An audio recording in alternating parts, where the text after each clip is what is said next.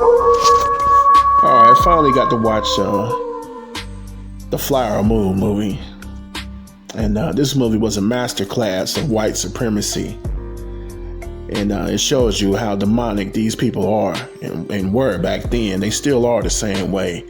They was just killing these Indians for no reason, trying to get their land, and they was marrying the women, so they can get some money from them, and if they died or whatever. And it just, and this movie was based off a book that came out, and this is a very good movie. This movie is 3 hours long.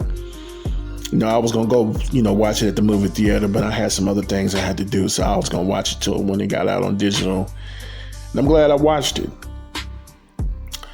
It showed you, like I said, how demonic the white supremacists are, and the lengths they'll go just for $1. And this happened back in the 20s, and it was sad to see all them Indians get killed for no reason. And it was sad, very sad. And one of the scenes, one of the girls, the daughters, was acting crazy. She was drunk, and they was at these white people house. I think it was Mr. Hale house, Robert De Niro's character.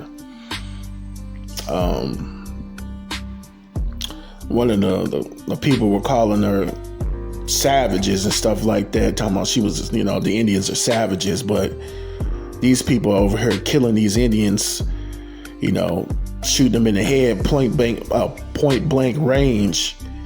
They're the ones really the savages. And they showed Tulsa, Oklahoma getting bombed. The news about when Tulsa had got bombed, the Black Wall Street had got bombed, and it was surreal. And it was sad watching this movie. Leonardo DiCaprio's character, he married this chick just so he can get some money. Then, he was poisoning her. She had diabetes, and he was slowly putting poison in her insulin. And it was sad to see, man. These people are, some of these white supremacists are very demonic, man. It's just, he talking about he loved this woman, and he even had kids with this woman. He was still poisoning her. Woo. Boy, it shows you how bad these people are, man. But, it's a wake-up call seeing these people kill these Indians over some money. Back then, they wouldn't even know millions of dollars. It was like one of the Indians were like worth $100,000, but I guess that's worth a lot of money back then in the 1920s. So you're absolutely right. And it is a lot of money back then. So they was killing them for like $100,000 and killing them for the land. And some of the white supremacists in the movie, they were just stupid. One guy was going to blow up the house. He ended up putting too much dynamite in the house. Like, what the hell? And, one of the dudes ended up getting in trouble, going to prison behind because he shot the guy. And he didn't even make it seem like it was a suicide. He just shot him in the back of the head. I'm like, come on, man. He was supposed to make it look like a suicide, but he didn't do it. So he ended up going to prison for it because he didn't make it look like it was suicide. It was just stupid, man. And these dudes were out here doing all this stupid stuff. They didn't know, they didn't have no type of intelligence whatsoever. They were simply listening to Robert De Niro's character, the King, or whatever he called himself, the King. And he just listening to him, and I'm like, dude, y'all can't sit there and think for yourselves. Y'all listening to this dude. He even had the Indians fooled. I'm like, you shouldn't be so welcoming to these white supremacists, and they know that those Indians back then. They end up fighting the white man all them times. They end up stealing their land and running them off and stuff like that. I'm like, come on now, y'all should know better. And this movie teaches you, don't be so quick to be friends with these white supremacists, with these white people. And it teaches you that in this movie.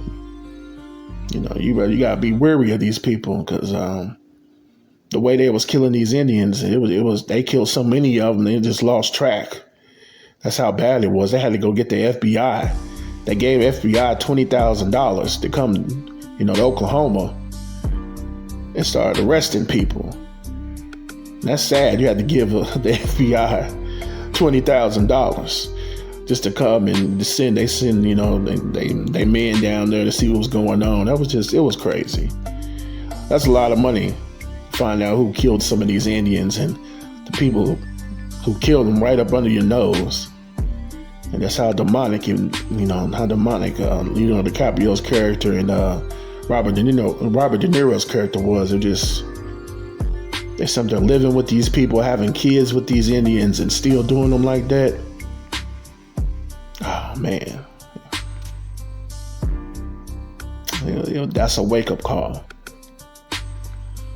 They're having kids with these Indians. They eating with these Indians. They letting the Indians come in their house.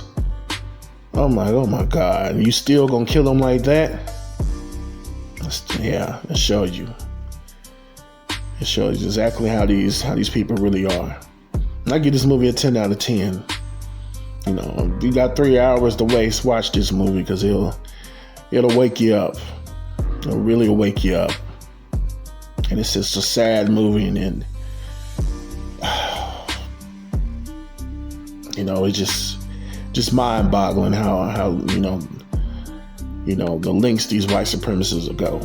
Well, it's been Mo, the arch villain, the king of all villains, the best there is, the best there was, the best there ever will be.